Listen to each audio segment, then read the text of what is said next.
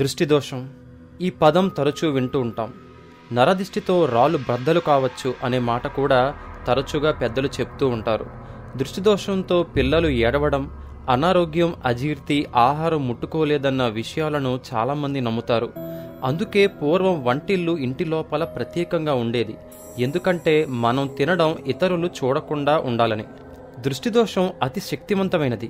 స్త్రీ యొక్క ఓరచూపులు చూస్తే చాలు మగాడు గందరగోళమైపోతాడు, బెంబేలెత్తిపోతాడు. యవ్వనంలో ఉన్న అమ్మాయి కళ్ళల్లోకి కళ్ళు పెట్టి ఒక కోణంలోకి చూస్తే ఆకర్షణ వస్తుంది. చూసిన కోణం, చూపు పడిన విధానం యొక్క ప్రభావం అవి. ఎవరైనా వ్యక్తి అసూయతో చూసినప్పుడు, అనుమానంతో చూసినప్పుడు అక్కడి వాతావరణం హానికరంగా మారుతుందని, ఆ వాతావరణంలో విషపూరితమైన శ్వాస నిండుతుందని హెలియోడోరస్ ఆఫ్ ఎమెసా అనే గ్రీకు నవలలో పేర్కొన్నారు.